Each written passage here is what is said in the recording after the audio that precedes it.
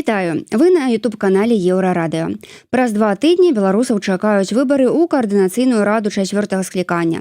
І для таго, каб вам было прасцей арыентавацца ў кааліцыях, якія канкуруюць паміж сабой, Еўрарадыё ладзіць дэбаты паміж іх прадстаўнікамі. Удзельнікі нашай праграмы спрачаюцца на тэмы, актуальныя для беларускага грамадства. Дэбаты адбываюцца па строгіх правілах. Кожны мае аднолькавы час дзеля таго, каб выказацца, раскрытыкаваць суперніка і адказаць на пытанні. Хто выглядае больш пераканаўча, вырашаеце вы, шаноўныя гледачы, галасуючы ў чаце трансляцыі. Галасаванне пачнецца праз некалькі хвілін. Цяпер пра тое, як будуць выглядаць нашыя дэбаты. Дэбаты складаюцца з 3 частак, з 3 раундаў і заключнага слова. У першым раундзе удзельнікі сённяшнія прадстаўляюць свае праграмы. У другім крытыкуюць супернікаў, то бок спрачаюцца, а ў трэцім адказваюць на пытанні. Мяне завуць Маша Калеснікава, я выступаю мадэратаркай гэтых дэбатаў і буду сачыць за тым, каб яны прайшлі па прынцыпах роўнасці, справядлівасці і ўзаемапавагі.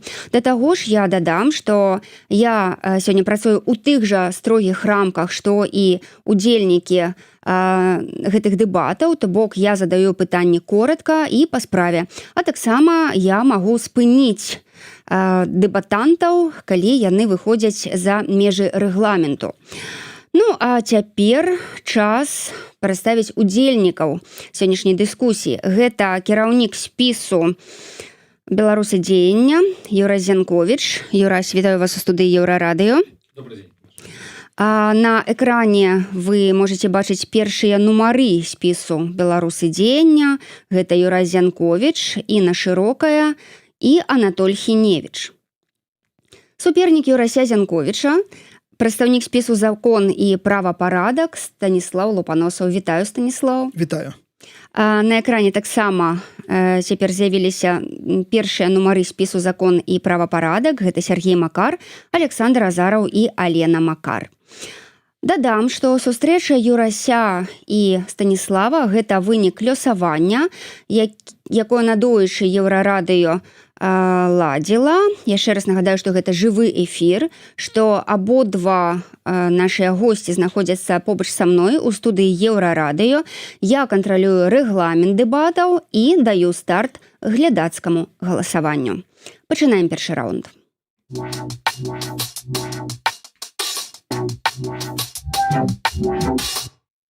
Такім чынам, першы раунд. У кожнага удзельніка дэбатаў ёсць роўна 3 хвіліны на тое, каб сцісла прэзентаваць сваю праграму свайго палітычнага спісу.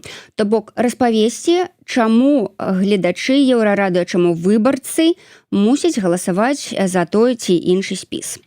Станіслаў Лупаносаў, ваш мікрафон. Витаю. Наш фундамент – это честь, справедливость, республика. Мы офицеры и гражданские активисты, верные присяге народу Беларуси, а не режиму насильственно удерживающему власть. Мы объединились, чтобы вернуть в нашу страну закон, достоинство и безопасность. Главная цель – возвращение правового государства. Наш приоритет – ликвидация последствий насильственного захвата власти путем очередной фальсификации выборов 2020 года и восстановления суверенитета Беларуси. Демонтаж диктатуры, защита суверенитета от гибридной аннексии России. Беларусь ждет будущее в Европе. Региональная солидарность, поддержка Украины в ее стремлении к миру и сохранении территориальной целостности. Правосудие и справедливость. Мы не ищем мести, мы требуем справедливости. Международный трибунал в Международном уголовном суде и управление Верховного комиссара ООН по правам человека. Неотвратимость наказания и преследование карателей по всему миру. Люстрация и очищение как шанс на интеграцию тем, кто не совершал преступлений. Реабилитация и компенсация политзаключенным и жертвам режима. Реформа силового блока. От карателей к защитникам. Мы знаем, как устроена система и знаем, как ее исправить. Деполитизация армии, спецслужб и милиции, гражданский контроль, прозрачный бюджет силовых ведомств и подотчетность парламенту, сервис, а не насилие, трансформация МВД в современную полицейскую службу европейского образца. Мы выступаем за системные изменения, исключающие появление нового диктатора. парламентская республика, где правительство формируется прозрачно и подотчетно народу. Сменяемость и подотчетность. Лидера с обязательным вотумом доверия через 2 года. Прозрачная оппозиция, реформа координационного совета и создание механизмов онлайн-отчетности лидеров. Мы действуем здесь и сейчас, не дожидаясь часа X. Защита диаспоры и обеспечение безопасности белорусов в эмиграции. Признание героев партизанского движения. Героизм должен быть вознагражден. Наш девиз – вернуть закон, защитить народ, сохранить страну. Общественное движение «Закон и правопорядок» – это мост между гражданским обществом и профессионалами силовых структур. Мы обладаем компетенцией, информацией и волей, чтобы обеспечить мирный переходный период и не допустить повторения насилия. Все. Дякую, Юрась. Дякую, Станіслав. Так ви справилися хутчэй, чым было запланавана. Ну што ж, на чарзе прэзентацыя праграмы палітычнага спісу «Беларусы дзеяння» ад Юрася Зянковіча. Юрась, ваши 3 хвіліны пайшлі. Дякую вялікі. Добрый дзень, шаноўнае гаспадарства. Мяне клічуць Юрась Зянковіч. Я адвакат і былы палітычны вязень. Я узначальваю спіс блока беларускіх палітычных зняволеных «Беларусы дзеяння». Тое, што я быў палітычным вязнем, азначае, што я дакладна ведаю, як працуе беларуская сістэма не ў тэорыі і як яна працуе узнутры і што адбываецца тады, калі ты робішся мішэнню гэтай сістэмы. Гэта я магу сказаць не толькі за сябе, але і за іншых палітычных вязняў, якія выходзяць в наш спіс. Для мяне сёння гэта не абстрактная размова. Я быў фігурантам так званай справы змоўшчыкаў, і гэта вельмі добра паказвае, як у Беларусі выкарыстоўваецца закон. Ён выкарыстоўваецца не для абароны людзей, а як інструмент рэпрэсіяў. Таму, калі мы гаворым пра закон і парадак, варта быць вельмі дакладнымі. Бо ў Беларусі ўжо сёння ёсць закон і ўжо ёсць парадак. Але гэта парадак, якім людзей садзяць, шантажуюць, выкарыстоўваюць у якасці закладнікаў і прымушаюць выкупаць сваю свабоду і свабоду іх блізкіх, сваякоў і супрацоўнікаў. І пакуль гэты механізм працуе, нічога не зменіцца. Таму наш падыход просты. Не абмяркоўваць, якім павінен быць добры парадак, а разумець, як разбурыць дрэнна працуючую сістэму. Тут патрэбныя не словы, а механізмы. Мы прапануем наступныя механізмы. Грамадзянска-прававы ціск праз суды і юрысдыкцыі ў тых краінах, якія могуць судзіць беларускіх сілавікоў за тое, што яны робяць. Крымінальная адказнасць, там, дзе яна можа наступіць. І міжнародны, у першую чаргу, дыпламатычны ціск як пытанне бяспекі рэгіёну. Гэта вельмі важная рэч. У гэтай сітуацыі вельмі лёгка падзяліць людзей на правільных і неправільных. Але рэальнасць такая, што ў Беларусі шмат людзей, у тым ліку ў сістэме і ў бізнесе, жывуць пад ціскам і робяць выбар у вельмі складаных умовах. Нам здаецца, што задача не ў тым, каб асудзіць усіх, а ў тым, каб разабрацца, як змяніць сістэму так, каб яна больш не магла працаваць супраць людзей. Дзеля гэтага я тут прысутнічаю, і дзеля гэтага мы сёння будзем размаўляць з маім калегам Станіславам. Дзякуй вялікі. Юрась таксама вельмі хутка прадставіў праграму палітычнага спісу «Беларусы дзеяння». Я нагадаю, што вы глядзіце дэбаты, дзе сустракаюцца прадстаўнікі палітычных кааліцый, палітычных спісаў, якія канкуруюць паміж сабой на выбарах у каардынацыйную раду. Юрась Зянковіч і Станіслав Лупаносаў толькі што прадставілі праграмы сваіх палітычных протапартый, а цяпер я задам абодвум кандыдатам у дэлегаты па 2 пытанні, якія падрыхтавала рэдакцыя Еўрарадыё. Я дадам, што ніхто з удзельнікаў дэбатаў не ведае, якія пытанні прагучаць. Для адказу на кожнае пытанне апаненты маюць па 1,5 хвіліны. Такім чынам, пытанне першае да вас, спадар Юрась. У сваёй праграме вы пішаце пра ролю геапалітыкі і важнасць працы з міжнароднымі партнёрамі, а таксама падтрымку Украіны. Як вы зможаце дапамагчы Украіне ў каардынацыйнай радзе так, як не маглі б гэта зрабіць без каардынацыйнай рады? Дзеля таго, каб дапамагаць Украіне, а ў першую чаргу дапамагаючы Украіне дапамагаць нашай роднай Беларусі, неабходны мандат прадстаўнічы. Координацыйная рада на сённяшні дзень уваходзіць шэраг міжнародных структураў, дэлегаты координацыйнай рады удзельнічаюць у паседжаннях гэтых міжнародных структураў, і гэта дае магчымасць сустракацца непасрэдна з тымі людзьмі в Еўропе і Амерыцы, якія прымаюць рашэнне, у тым ліку з дэпутатамі парламентаў, і тлумачаць ім адну простую рэч. Беларусь – гэта абавязковы элемент бяспекі цэлага рэгіёну ўсходняй Еўропы.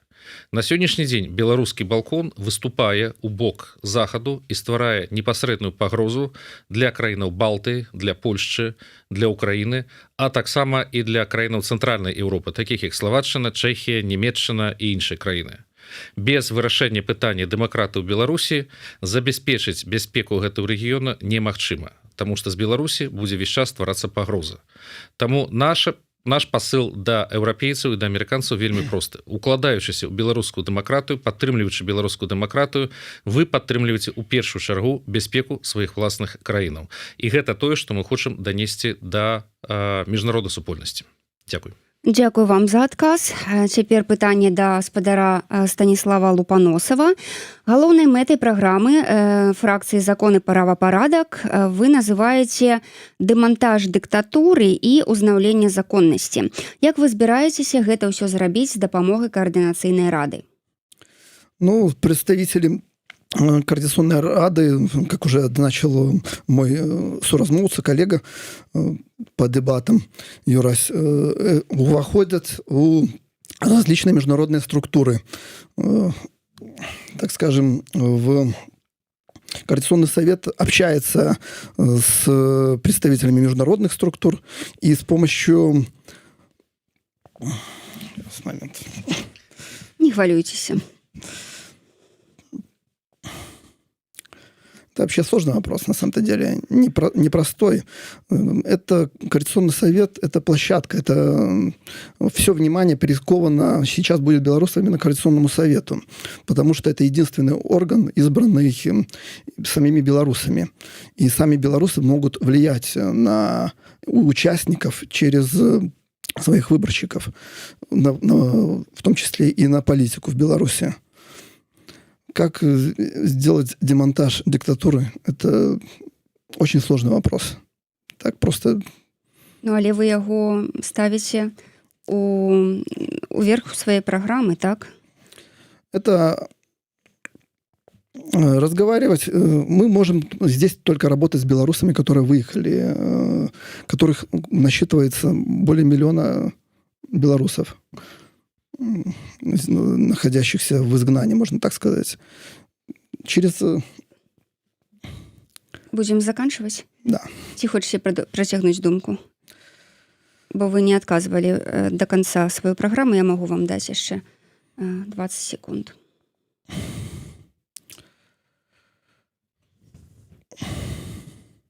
Давайте працягнем, добра?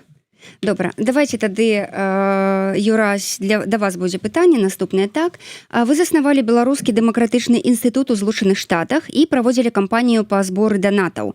Колькі атрымалася сабраць і на што ідуць гэтыя грошы? Чым увогуле займаецца ваша арганізацыя? Інстытут беларускай дэмакраты ў Злучаных Штатах – гэта дабрачынная арганізацыя, вызваленая в адпаведнасці з падатковым кодэксам Злучаных Штатаў ад уплаты любых падаткаў, і любыя данаты, якія мы збіраем, вызвалены таксама ад падаткаў. Мы маем права выдаваць даведкі тым, хто ахвяроўвае нашай арганізацыі, што яны могуць это выкарыстоўваць у сваіх падатковых дэкларацыях. Грошы, якія мы збіраем, гэта не такія вялікія сумы, гэта в межах $1000 ў месяц. Мы выкарыстоўваем першую чаргу на падтрымку палітычных вязняў і іх сем'яў. Я зараз не хочу агучваць канкрэтныя імёны, але людзі ведаюць, што калі узнікае патрэба, яны могуць звярнуцца да мяне ці да асацыяцыі палітвязняў Беларусі, в якую я ўваходжу, і праз якую мы таксама аказваем падтрымку адзін аднаму. І калі ёсць нейкая пільная неабходнасць, мы заўсёды знаходзім сродкі дзеля того, каб выдзеліць і падтрымаць чалавека ў цяжкую жыццёвую сітуацыю. Зноў такі скажу, што гэта невялікая арганізацыя, бюджэты да $50 000, які мы робім справаздачу па спрошчанай форме, што дазваляе заканадаўства, і таму у нас больш мяккія умовы справаздачнасці, таму што мы сапраўды невялікая арганізацыя. Дзякуй. Дзякуй вам. Станіслаў, да вас будзе пытанне наступнае. Так, у праграме вашай фракцыі вы ўзгадваеце план перамога. і называеце яго мабілізацыйным рэзервам. Ці не падаецца вам, што план сябе ўсё ж дыскрэдытаваў, у тым ліку гісторыі з агітацыяй перад папярэднімі выбарамі? Ну, за прошлый, так скажем, проступок нашу фракцию лишили права избираться. Была уже, так скажем, кампания большая, но на самом-то деле план не дискредитирован как таковой. Люди все в безопасности, которые у нас на связи, которые выходили к нам на связь, мы сформировали определенные ячейки, они в безопасности, слава богу, в Беларуси. И тоже те нарративы, которые распространяют СМИ, в том числе через своих инфлюенсеров режимных, я скажу честно, через режимных инфлюенсеров, это далеко не так. Ведь ни одного человека, которого с помощью той же ссылки либо задержали, либо показал режим, таких не было фактов. Гэта канец адказу? Так. Дзякуй вялікі. Сябры, я нагадаю, што прадстаўнікі палітычных сілаў Беларусы дзеяння і закон і правапарадак толькі што адказалі на пытанні рэдакцыі Еўрарадыё, а таксама агучылі праграмы сваіх палітычных протапартый. А вы ж, дарагія нашы гледачы, не забывайце галасаваць у часе трансляцыі за таго прэтэндэнта ў кандыдаты ў каардынацыйную раду, чые аргументы вам больш даспадобы. Першы раунд дэбатаў завершаны, ну а наперадзе самае цікавае, спрэчка, не пераключайцеся.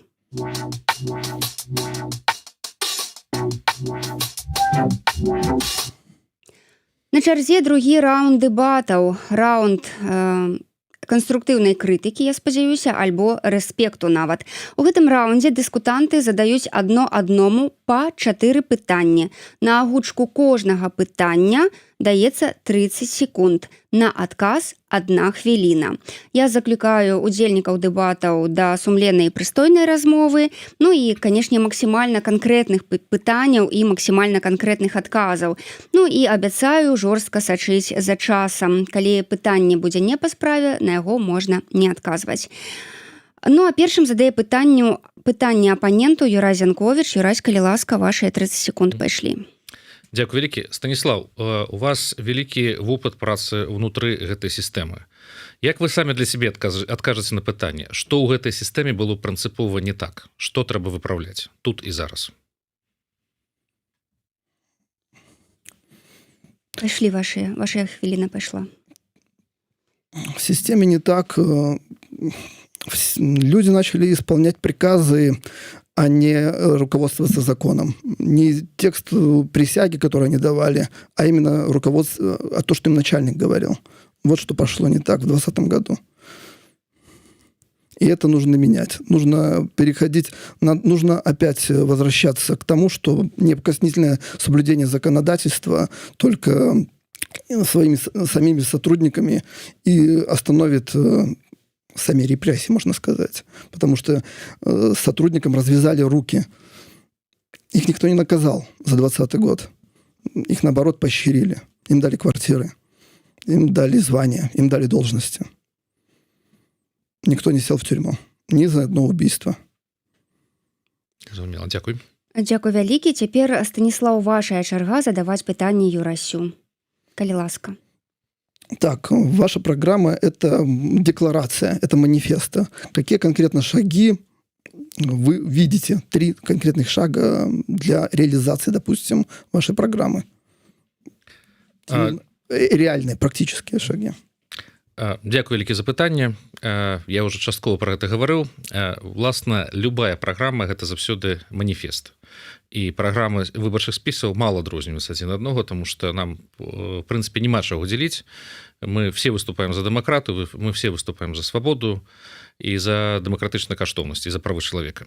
Што датычыць 3 канкрэтных крокаў, я гэта ўжо пералічыў у сваёй уступнай прамове. Гэта грамадзянска-правовы ціск.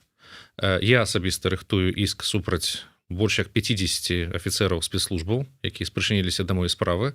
І калі гэтая справа пройдзе праз амерыканскія суды, гэта адкрые шлях для іншых палітычных вязняў таксама судзіць сваіх крыўдзіцеляў і выконваць гэтае рашэнне. Другое гэта крымінальна-прававы ціск, у тым ліку праз сістэму міжнароднага суда.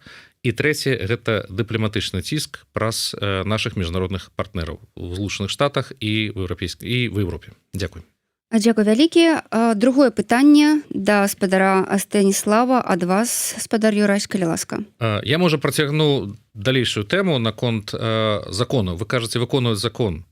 Я асабіста сутыкнуўся з такой сітуацыяй, калі фармальна закон выконваецца. І все, што робіцца в турмах, яно фармальна робіцца па законе. А што, на вашу думку, трэба рабіць, калі закон несправядлівы? Чым трэба кіравацца? Калі ласка, Станіслав. Закон несправедливый. Когда закон несправедливый... Сложный вопрос на самом-то деле. Что значит закон несправедливый? Если вы говорите, он исполняется, да, постоянно исполнялся от А до Я. Угу. Но сотрудники же в тюрьмах не только соблюдают, большинство же нарушают, не дают передачи, не дают связи с родственниками и другие моменты. Это же своих нарушений, своих инструкций должностных, уголовно-исполнительного того же кодекса. Они сами нарушают, но заключенные об этом не знают, где он нарушается. И этим сотрудники пользуются. Потому что они больше просвещены. Где можно нарушить, и осужденный это не увидит. А где его точно нельзя нарушать. Дякую. Дякую вялікі. Цяпер, Станіслаў, калі ласка, вашае другое пытанне да Юрася. Так, в вашей программе есть такой тезис. Украинская перемога и умацаванне региональной безпеки являются необходной умовой для того, как Беларусь смогла вернуться до державной самостоятельности. Каким образом украинская перемога поможет Беларуси вернуться до державной самостоятельности? Дзякуй вялікі за пытанне. Насамрэч, на сённяшні дзень на палях Украіны вырашаецца лёс Беларусі.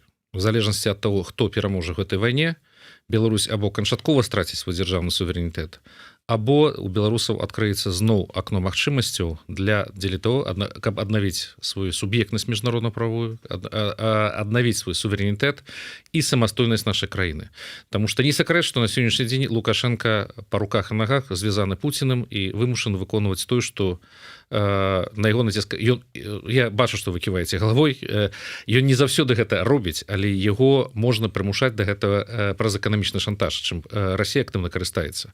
Дык вось, калі знікне фактар вось гэтай рашысцкай Расіі, рашызма з усходу, тады можна гаварыць, ставіць пытанне пра аднаўленне суб'ектнасці і поўнай дзяржаўнай самастойнасці Рэспублікі Беларусь. Дзякуй. Дзякуй вялікі, Юрась. Сябры, я нагадаю, што у самым разгары другі раунд дэбатаў на Еўрарадыё, прымеркаваных да выбараў у каардынацыйную раду 4-го склікання. Паміж сабой цяпер спрачаюцца прадстаўнікі выбарчых спісаў, закон і парадак Станіслаў Лупаносаў і беларусы дзеяння Юрась Зянковіч. Станіслаў, наступнае пытанне таксама вашае. Так, дискуссий в Координационном совете на самом деле было много, и кроме них по факту ничего. Интересно, каким образом вы собираетесь перейти от дискуссий про стратегию к реализации этой самой стратегии, и в чем именно она заключается? Почему именно демократическим силам сегодня недостает легитимности, и кого именно, и почему он считает легитимным? Например, Тихановская уже по факту отработала свой срок, выборов так и не было. Можно ли считать ее легитимной? У Лукашенко хотя бы в очередной имитация выборов была, а тут не было ничего. Што датычыць фігуру Святланы Георгіевны Ціхановскай, то я і сябры нашого спіса паважаем яе як прадстаўнічку дэмакратычнай супольнасці Беларусі і гатовы падтрымліваць яе ў гэтай якасці. Што датычыць таго, як уплываць, я мушу тут крышачку прыадкрыць карты, апроч таго, што я ўваходжу ў спіс беларусы дзеяння, я па-ранейшым лічу сябе сябрам партыі БНФ. Партыя БНФ свой час сфармавала вельмі эфектоўную, вельмі паслядоўную апазіцыю ў Верховным Савеце 12-го склікання, калі літаральна менш за 20 дэпутатаў прымушалі так званую маўкліва-агрэсіўную большасць па выражэнню акадэміка Сахарова, рабіць тое, што краіне было неабходна. І я лічу, што нават некалькі актыўных людзей могуць істотна змяніць правілы гульні ў каардынацыйнай радзе і павесці каардынацыйную раду за сабой. І я лічу, што беларусы дзеяння гэта якраз тыя людзі, якія здольныя гэта зрабіць і павесці каардынацыйную раду за сабой і прымусіць яе працаваць больш эфектыўна. Дзякуй вялікі, Юрась. Цяпер вашая чарга задаваць пытанне Станіславу Лупаносаву. Станіслав, з вашага досведу, што ў беларускай сістэме найбольш устойлівае і што, наадварот, можа пачаць змяняцца хутчэй за ўсё? Наиболее устойливая в системе – это административный ресурс. Сама система, административно-приказной вот этот ресурс, она очень устойчива, как в советское время, как коммунистические партии. А что будет изменяться быстрее всего?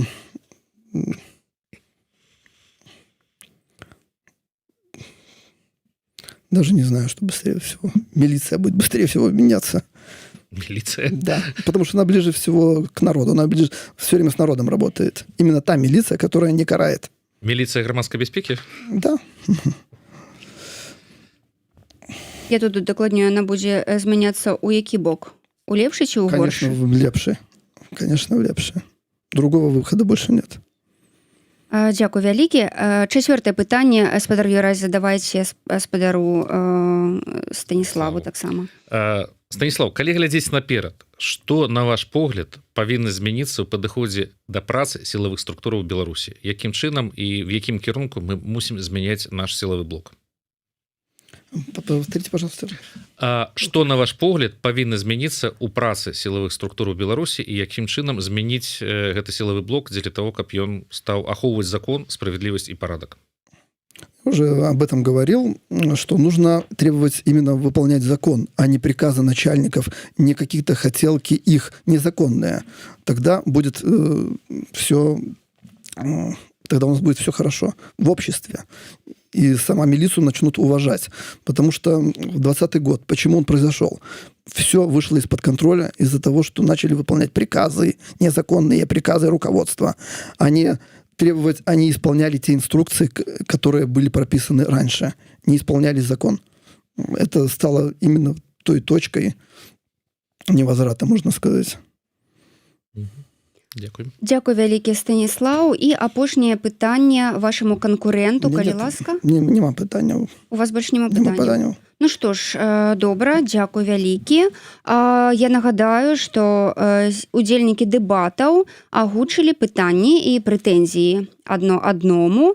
Ну, а хто быў больш пераканаўчым, вырашаць вам, дарагія гледачы гэтага стрыму, галасуючы ў чаце трансляцыі. Мы ж пераходзім да трэцяга раунду.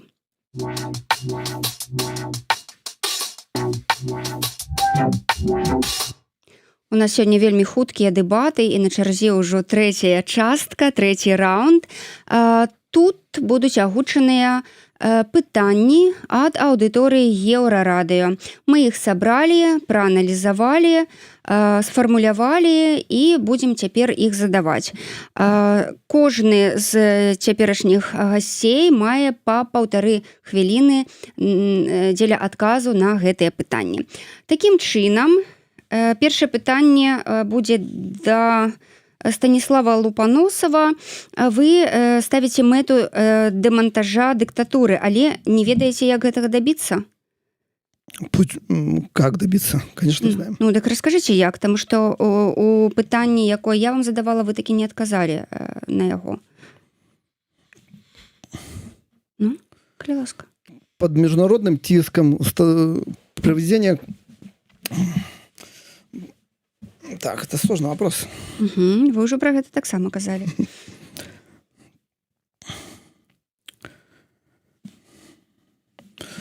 Уход диктатора Лукашенко от власти может быть отстранен только по двум причинам. Либо силовым, либо по состоянию его здоровья. И нужно две эти причины приближать максимально. Яким чином? Всеми возможными способами. Это не публичная информация, к сожалению. Добра, дзякуй вялікі за адказ. Спадар Юрась, да вас наступнае пытанне. Учора вы напісалі пост пра расследаванне забойства пратэстоўцы ў Мінеапалісе, дзе кажаце, што яна атрымлівала грошы за пратэсты. Гэта гучыць падобна да таго, як беларускія ўлады казалі пра пратэстоўцаў у 2020 годзе. Навошта выкарыстоўваць такую ж рыторыку, па-вашаму? Давайте разрозню все ж таки Злучаныя Штаты, уже адбыўшуюся дыктатуру, якой у гэтым годзе спаўняецца 250 год, і Рэспубліку Беларусь, дзе дэмакратыя і свабода існавала колькі? 3 гады? 4 гады, так. Гэта прынцыпова розныя сістэмы. То есть в Злучаных Штатах у нас дзейнічае эфектыўны механізм расследавання, што і паказала расследаванне дэпартамента юстыцыі, і у нас ёсць пэўныя правілы гульні. То бок, калі справа не мае судовай перспектывы, яна просто не перадаецца в суд. Потому что няма чаго марнаваць грошы падаткаплацельшчыкаў на тое, што вынік і так будзе вядомы. Што датычыць Беларусі, то тут падабенства толькі знешняе. Зноў-такі я кажу, в Злучаных Штатах любая справа падобнага кшталту расследуецца, і калі, напрыклад, дырэктар ФБР гаворыць, што на падставе журналісцкага расследавання ён счынае крымінальную справу, таму што журналісты апублікавалі канкрэтныя дакументы з унутраныя чаты, унутраную бухгалтэрыю пратэстоўцаў, і гэта вачевідна, што гэта праплошаныя былі пратэсты, то гэта з'яўляецца прадметам расследавання, і калі гэта трэба будзе, яно будзе перададзена в суд, і там ужо журы прысяжных будзе ставіць кропку на гэтым пытанні. Але давайте мы все ж будем гаварыць больш пра Беларусь, а не пра Злучаныя Штаты, потому что амерыканская палітыка вельмі складаная, і далёка не все вачевідна грамадзянам Беларусі, якія не маюць дачынення да Амерыкі і не разумеюць просто пра што гаворыць амерыканскае грамадства. Дзякуй вялікі за адказ. Наступнае пытанне таксама адрасаванае вам, спадар Юрась. Як вы бачыце змену ўлады ў Беларусі і як гэта адбудзецца? Змена ўлады ў Беларусі. Тут сапраўды, як мой калега казаў, што магчымы некалькі варыянтаў падзеяў. Гэта можа быць або натуральны біялагічны шлях, калі дыктатар просто сканае, або гэта можа быць унутранае паўстанне, або гэта можа быць знешні нейкі штуршок. Зноў-такі, калі мы говорим пра знешні штуршок, это можа быць штуршок з боку беларусаў. Нагадаю, што Польшча, на тэрыторыі якой мы зараз все знаходзімся, 100 гадоў таму здабыла незалежнасць дзякуючы легіёнам Пілсудскага, якія таксама выхоўваліся і шкаліліся ў замежных краінах. Нічога гэтым такого кепскага няма. Але з майго пункту найгоршы сцэнар гэта калі змену Беларусі наступяць у выніку знешняго ўмешальніцтва іншых краінаў, тому што любая краіна дзейнічае ў першую чаргу ў сваіх інтарэсах, і любая краіна, якая паспрабуе ўмешацца ва ўнутраны працэс у Беларусі, яна будзе дзейнічаць не в інтарэсах беларусаў, а ў інтарэсах сваіх власных. І тое, што атрымаецца выніку, можа не спадабацца ні вам, ні нам і нікому Беларусі. Удакладню, але коротка, якія краіны вы маеце на ўвазе? Гэта можа быць як з усходу, так і з захаду. Все варианты магчымы. То есть на сённяшні дзень цяжка казаць, які сцэнар спрацуе ў Беларусі, тому што каб мы ведалі, які сцэнар спрацуе, то мы б яго рыхтавалі. Калі б лукашысты ведалі, які сцэнар мы рыхтуем, то тады б яны рыхтаваліся да супрацьдзеяння. Дзякуй вялікі. Наступнае пытанне да спадара Лупаносава. Станіслаў, вы лічыце, што Ціханаўская мусіць абірацца, пераабірацца? Я правильно разумею? І правильно разумеюць нашыя гледачы? Як і навошта гэта мусіць быць? 5-летний срок уже закончился, поэтому необходимо произвести не дополнительные, а выборы нового демократического представителя. У нас уже уезжало из страны более 1 миллиона человек, 1 200 000. Последняя цифра, которая нам известна.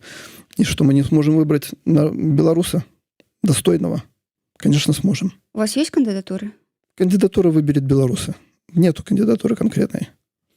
Дзякуй вялікі. Яшчэ да вас пытанне, якімі мусяць быць люстрацыі сілавікоў не толькі за падзеі 2020 года, але і за іх працу ў сілавых структурах да таго? Есть же сотрудники, которые служили всю службу ровно и по закону, а есть те, которые на протяжении с 1994 года совершают преступления. Такие лица стали генералами нынче и руководят внутренними войсками. Конечно, такие люди должны быть подвергнуты максимальной иллюстрации. Нужно ведь все следы, ведь все материалы хранятся в той же самой стране, в Беларуси. Они все находятся там. И их следы не составляют большого труда для юристов поднять и квалифицировать правильно их деяния и привлечь к установленной законом ответственности. Дзякуй вялікі. Юрась, наступнае пытанне вам. Наступ выступае за перамовы. Колас супраць грантаў, так, это ваш голас, воля за вайсковую сілу, латушка за санкцыі, а ў чым фішка вашага спісу? Фішка нашего спісу в тым, што мы людзі, якія ведаем цану супраціву. Мы людзі, якія прайшлі праз турмы, якія на сабе адчулі лапу гэтага рэжыма, і мы разумеем, што такое адказнасць. І фішка нашего спісу якраз в тым, што мы людзі адказныя. Мы не будзем раскідвацца проста словамі, мы прызвычаіліся за свае словы несці адказнасць, у тым ліку вельмі цяжкую цану плаціць. Гэта, безумоўна, цяжкое перажыванне, але я заўсёды аптыміст кажу, што тое, што нас не забівае, робіць нас толькі мацнейшым. Таму беларусы дзеянне, в першую чаргу, за адказнасць, за паслядоўнасць, менш словаў, больш справаў. Дзякуй вялікі, сябры, вы глядзіце дэбаты на Еўрарадыё, яны прымеркаваныя да выбараў у каардынацыйную раду 4-го склікання. Мае сённяшнія госці – гэта лідар спісу «Беларусы дзеяння» Юрай Зянковіч і прадстаўнік спісу «Закон і правапарадак» Станіслаў Лупаносаў. Трэці раунд у самым разгары, і я задаю пытанні, дасланыя гледачамі Еўрарадыё, аўдыторыі Еўрарадыё. Наступнае пытанне таксама да вас, спадар Юрась. Як амерыканскі грамадзянін вы будзеце працаваць на карысць Беларусі? І тады, атрымліваецца, станеце ў Злучаных Штатах замежным агентам па законе ФАРа? Не, замежным агентам я не стану. Па-першае, Каардынацыйная рада пры ўсёй павазе да яе не з'яўляецца замежным урадам, і агентам яе быць абсалютна легальна. Па-другое, в Злучаных Штатах існуе даўна напрацаваная практыка. Нават дэпутацтва в парламенце, нават прэм'ерства ў краіне не з'яўляецца падставай для пазбаўлення людзей грамадзянства. Былі нават у нашым рэгіёне прыклады, калі грамадзяне ЗША узначальвалі ўрады, узначальвалі нават краіны, і ім за гэта нічога не было. Галоўнае не блытаць в інтарэсах, каго ты працуеш. Калі ты ў Злучаных Штатах, калі я выступаю ў ролі амерыканскага адваката, я кляўся абараняць Канстытуцыю Злучаных Штатаў, і я дзейнічаю ў гэтым ключы. Калі я працую як асоба абраная в Беларусі, афіцыйная асоба Беларусі, я клянуся абараняць інтарэсы Беларусі. Галоўна не блытаць этой ролі і дакладна іх разводзіць. Гэта не заўсёды лёгка, не заўсёды вачавідна, але я думаю, я з гэтым справлюся. Дзякуй вялікі. Наступнае пытанне да Станіслава Лупаносава. Чаму ў дэбатах удзельнічае Лупаносаў, а не лідары спісу Макар ці Азараў? Ну, в этом году у нас была, так скажем, жеребьевка, мы так и вырашили. По очереди ходить на разные эфиры. Александр, кстати, присутствует сейчас здесь. И сидите у нас на канапе. Так. Атрымлівае Станіслава. Поэтому тут все нормально. Добра, яшчэ да вас пытанне. Ці мусяць усе чальцы каардынацыйнай рады праходзіць полиграф? І ці гатовыя былі б вы на гэта? Конечно, полиграф – это очень важный инструмент, особенно если ты борешься с режимом Лукашенко, именно работаешь в этом направлении. Либо работаешь с какими-то данными, с какими-то личными данными, с какой-то чувствительной информацией. Поэтому, конечно, полиграф нужно проходить именно тем людям, которые с этой информацией работают. Все и вообще, где проходить полиграф? Полиграф нужно проходить в стране, в которой ты пребываешь, и по законам той страны, где ты находишься, на коммерческой основе. Платить деньги независимым службам, которые это проводят. Поэтому я выступаю только, конечно, за полиграф. А вы проходили сами полиграф? Много раз. Я вообще проходил, когда назначался в ГУБОП, потом здесь несколько раз проходил полиграф, так что проходил без проблем. Дзякуй вялікі. А вы, спадар Юрась, прайшлі полиграф? Я полиграф не праходзіў, але все сябры нашего спіса подпісалі распіску про то, што яны забавязваюцца прайсці полиграф у выпадку, калі яны стануць дэлегатамі Каардынацыйнай рады. І другі момант такі, все подпісаліся і все згадзіліся з гэтым, што калі па выніках полиграфу ўзнікнуць пытанні абгрунтаваныя, мандат будзе пакладзены на стол. Дзякуй вялікі. Яшчэ да вас пытанне. Як вы ставіцеся да плану перамога і дзейнасці Байсола ў апошнія гады? Байсола? Мне цяжка гаварыць. Байпола, прашу прабачэння. байпола. Байпола, конечно. Мне цяжка гаварыць пра план перамога, таму што ў той час, калі яго раскручвалі, я знаходзіўся крышачку ў іншых месцах і не зусім в тых умовах, каб атрымаць аб'ектыўную інфармацыю пра план перамога. Што датычыць да калегаў з байпола, то я стаўлюся да іх з поўнай павагай, паважаю іхнюю экспертнасць, разуменне працэсу ўнутры, але мне здаецца, што все ж таки байпол, іхняя экспертыза гэта як сіла, так і слабасць, тому что пэўныя рэчы ёсць такое паняцце як прафесійная дэфармацыя, і вельмі часта людзі, якія служаць в органах, у іх адбываецца прафесійная дэфармацыя, і пэўныя рэчы яны бачаць не зусім так, як бачаць звычайныя грамадзяне. Я лічу, што ў дэмакратычным грамадстве, в развітым грамадстве сілавыя структуры павінны быць пад кантролем цывільных людзей, а не непасрэдна афіцэраў, якія там працуюць. І гэта дае магчымасць больш аб'ектыўна глядзець на рэчы і рабіць так, каб сілавыя структуры дзейнічалі ў інтарэсах грамадзянаў. А ў Беларусі на сённяшні дзень адбываецца, на жаль, тое, што і павінна было адбыцца у выніку, калі самі сілавікі ўзначальваюць свае структуры, што структуры па сутнасці падпарадкавалі сабе дзяржаву і взялі ўсё грамадства ў закладнікі. Дзякуй вялікі, спадар Юрась. Цяпер пытанне да вас, Станіслаў. Вашае стаўленне і стаўленне вашага спісу да Святланы Ціханаўскай гэта вынік той сітуацыі вакол расколу на байпол і белпол? Нет.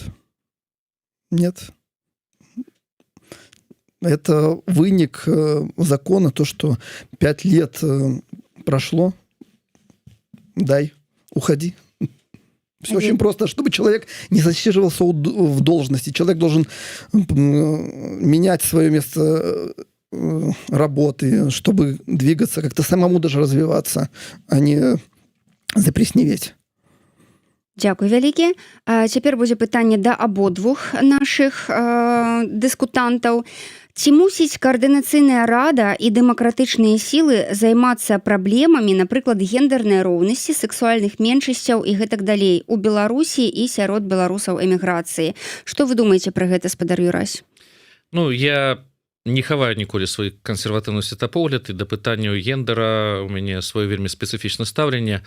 Што датычыць канкрэтна гэтых пытанняў пералічаных, мне здаецца, гэта не самая важная праблема, якая на сённяшні дзень стаіць перад беларускім грамадствам. У нас ёсць значна больш надзейныя праблемы. У першую чаргу гэта закладнікі, і закладнікамі па сутнасці з'яўляюцца все беларусы на сённяшні дзень, але канкрэтна мы гаворым пра тых закладнікаў, якія сённяшні дзень знаходзяцца ў турмах, якіх выкарыстоўвае рэжым дзеля шантажу. Частку з іх выкарыстоўваюць дзеля шантажу захаду і продажу закладнікаў в абмен на пэўныя прэферэнцыі. Другая частка гэта в першую чаргу беларускі бізнес. Яны знаходзяцца ў турмах, і ім выстаўляюць канкрэтныя рахункі, шматмільённыя рахункі за вызваленне іх і іншых людзей. Мне здаецца, гэта галоўная праблема на сённяшні дзень.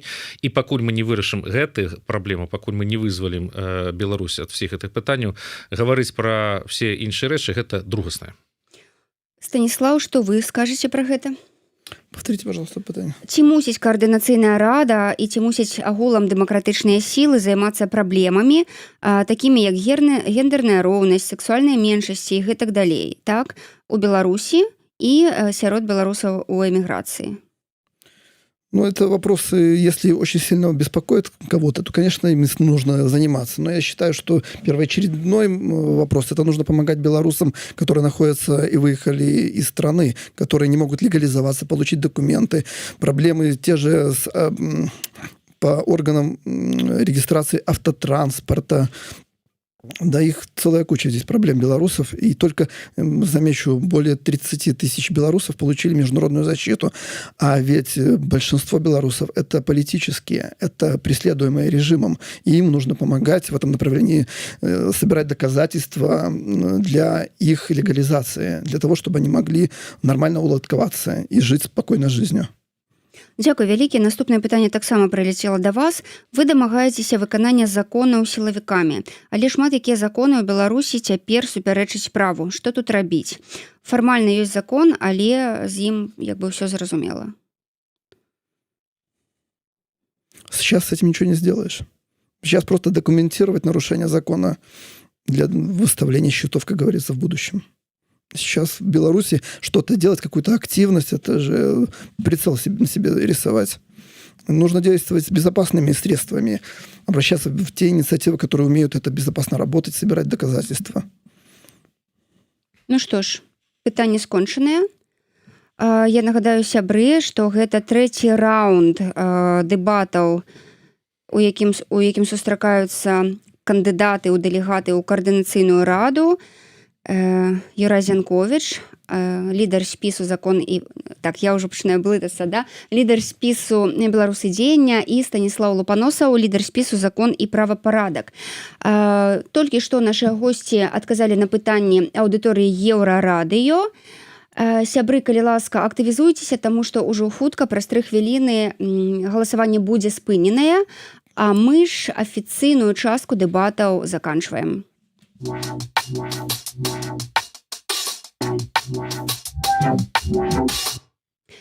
Ну а пакуль удзельнікі нашых дэбатаў маюць апошнюю магчымасць нешта сказаць адзін аднаму, падвесці вынікі таго, што сёння адбывалася тут у гэтай студыі, звярнуцца да выбарцаў сваіх патэнцыйных у заключным слове. У вас у кожнага ёсць хвіліна дзеля таго, каб звярнуцца да нашай аўдыторыі. Калі ласка, спадар Юрась. Дзякуй вялікі. Мне здаецца, што сённяшняя размова падкрэсліла одну вельмі простую рэч. У Беларусі няма праблемы з адсутнасцю закона і парадку. Праблема ў тым, што в Беларусі закон несправядлівы, а парадак пабудаваны на страху і закладніцтве. І сёння мы бачым, як людзі з вельмі розным досведам, у тым ліку тых, хто працаваў у сістэме, спрабуюць адказаць на пытанне, што рабіць далей, як змяніць гэту сістэму. Гэта нармальны канструктыўны працэс. Але недастаткова проста мець досвед. Недастаткова ведаць сістэму знутры. Трэба зразумець, як яе змяніць і мець інструменты, каб гэта рабіць. І менавіта пра гэта мы сёння спрабавалі гаварыць. Калі вам важна не толькі як гучыць, але не толькі як гучыць праблема, але як яе можна вырашыць, я буду ўдзячны за падтрымку спісу беларускіх палітычных зняволеных «Беларусы дзеяння». Дзякуй вялікі. Цяпер справа за Станиславом Лупаносовым. Калі ласка, ваше заключное слово. Так, хочу обратиться. Мы обладаем уникальной аналитической экспертизой в области функционирования силовых государственных институтов изнутри и готовы взять на себя ответственность за разработку следующих направлений. Правовая преемственность – это разработка пакета законопроектов о реабилитации политзаключенных и восстановлении в правах лиц, уволенных по политическим мотивам. Реформа сектора безопасности, подготовка концепции трансформации силовых структур из карательных органов в сервисные службы защиты граждан. Международное правосудие, системная передача доказательной базы преступлений режима в международные трибуналы и работа по расширению индивидуальных санкционных списков. Информационная защита, аналитика и экспертиза по выявлению агентов влияния режима и обеспечению безопасности белорусов в эмиграции. Наша позиция: мы убеждены, что переход к демократии невозможен без участия профессионалов, сохранивших верность присяге народу Беларуси. Дзякуй вялікі. Нагадаю, што гэта было заключнае слова ўдзельнікаў сённяшніх дэбатаў, лідара фракцыі «Беларусы дзеяння» Юрася Зянковіча і прадстаўніка спісу «Закон і правапарадак» Станіслава Лупаносава. Галасаванне гледачоў спыняецца. Ну і я хочу нагадаць, што дэбаты на Еўрарадыё прымеркаваныя да выбараў у каардынацыйную раду 4-го склікання. Самі выбары пройдуць з 11 па 17 траўня, а галасаваць за кандыдатаў у протапарламент у выгнанні змогуць усе беларусы. Як гэта будзе адбывацца тэхнічна, мы вам распавядзем ужо непасрэдна перад пачаткам дэбатаў, то бок 12 траўня. Тут у эфіры Еўрарадыё з'явіцца прадстаўніца прота ЦВК Алена Прыходзька, а таксама Павел Лібер, кіраўнік каманды распрацоўшчыкаў праграмы для галасавання. Ну а пакуль я чакаю вынікі сённяшніх дэбатаў. Яны кажуць ужо гатовыя і вось якія яны. Зараз. Юрай Зянковіч падаўся больш пераканаўчым нашым сённяшнім гледачам і атрымлівае 58% галасоў, а Станіслаў Лупаносаў таксама мае някепскі вынік 42%. Віншую абодвух. Дзякуй вялікі. Дзякуй. На гэтым наша праграма скончана. Наступныя дэбаты адбудуцца 6 траўня у студыі Еўрарадыё. Сустрэнуцца адразу прадстаўнікі 3 спісаў: АГП, Воля і кааліцыі Латушкі і Руха за свабоду. Я ж Маша Калеснікава, з вами развітваюся да наступнага тыдня.